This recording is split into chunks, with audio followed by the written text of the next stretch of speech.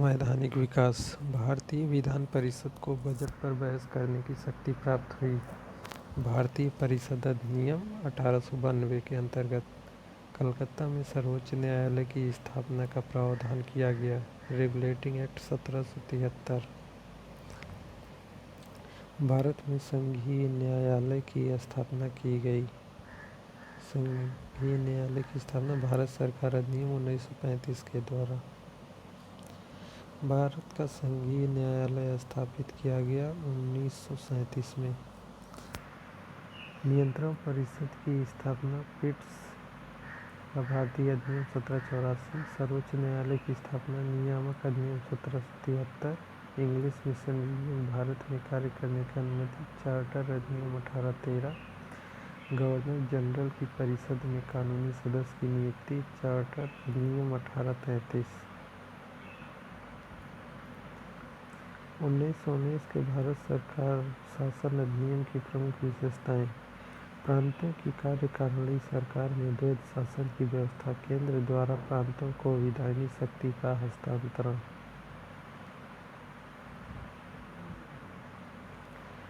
भारतीय विधान पालिका प्रथम बार द्विसदनीय बनाई गई 1919 के भारत सरकार अधिनियम द्वारा। राष्ट्रपति की अध्यादेश निर्गत करने की शक्ति प्रेरित है। भारत सरकार अधिनियम 1935। भारतवासियों को अपने देश के प्रशासन में कुछ हिस्सा लेना संभव बनाया 1833 के अधिनियम से। भारत के संविधान में केंद्र और राज्यों के बीच किया गया शक्तियों का विभाजन आधारित है। भारत सरकार अधिनियम 1935 द्वारा एक संघीय व्यवस्था केंद्र में द्वैध शासन भारत में लागू किया गया था 1935 के अधिनियम द्वारा। अखिल भारतीय महासंघ स्थापित करने का प्रावधान शामिल किया गया था भारत सरकार अधिनियम 1935 में। 1935 के अधिनियम द्वारा स्थापित संघ में आवश्यक शक्तियाँ दी गई। गवर्नर जनरल को भारत शासन अधिनियम 1935 में स्वीकार किया हुआ महत्वपूर्ण और स्थायी अवयव नहीं है। देश के लिए लिखित संविधान 1935 का गवर्नमेंट ऑफ इंडिया एक्ट महत्वपूर्ण है क्योंकि यह भारतीय संविधान का प्रमुख स्रोत है। वर्मा भारत से अलग हुआ। गवर्नमेंट ऑफ इंडिया एक्ट 1935 के फलस्वरूप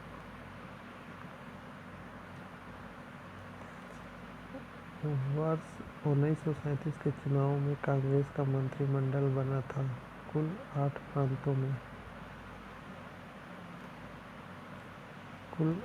प्रांतों में बना था।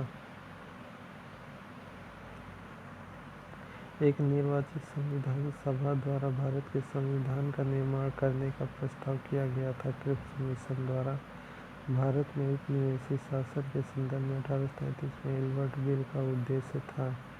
जहाँ तक अदालतों की दंडिक अधिकारिता का संबंध था, भारतीय तथा यूरोपीय लोगों को बराबरी पर रोकना। कैबिनेट मिशन योजना के अंतर्गत भारतीय निर्मात्री परिषद में प्रत्येक प्रांत को आवंटित सदस्य संख्या निर्धारित करने के लिए एक प्रतिनिधि जनसंख्या के अनुपात में था 10 लाख प्रति व्यक्ति। कैबिनेट मिशन के सदस्य थे पैथिक लॉरेंस, स्टैफोर्ड क्रिप्स, एवी अलेक्जेंडर। भारतीय संविधान सभा का गठन किया गया था। कैबिनेट मिशन योजना 1946 के अंतर्गत 1946 में निर्मित अंतरिम सरकार में कार्यपालिका परिषद के सभापति जवाहरलाल नेहरू थे। वेबल योजना के अनुसार कार्यकारी परिषद में हिंदू और मुस्लिम सदस्यों की संख्या समान होती थी। वेबल का विचार था कि ऐसी व्यवस्था से भारत का बंटवारा बच जाता। कथन सही है, कारण गलत है। भारत के लिए संविधान की रचना हेतु संविधान सभा का विचार सर्वप्रथम प्रस्तुत किया स्वराज पार्टी 1934 में। संविधान सभा के बारे में सही कथन है। इसने बड़ी संख्या में समितियों की मदद से काम किया। उनमें से प्रारूप समिति सबसे महत्वपूर्ण थी। अल्पसंख्यक समुदाय जैसे ईसाई, एंग्लो इंडियन और पारसियों को सभी में पर्याप्त प्रतिनिधित्व दिया गया।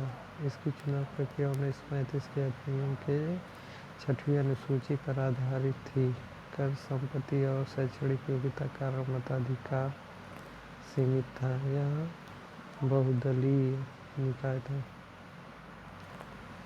भारत के संविधान का प्रारूप तैयार करने वाली संविधान सभा सदस्यों को विभिन्न प्रांतीय विधानसभाओं द्वारा चुना गया। संविधान सभा में सदस्यों का चुनाव हुआ था। प्रांतीय सभाओं द्वारा संविधान सभा की प्रथम बैठक की अध्यक्षता की थी। सच्चिदानंद सिन्हा ने। भारत की संविधान निर्माती सभा या संविधान सभा के अध्यक्ष थे राजेंद्र प्रसाद।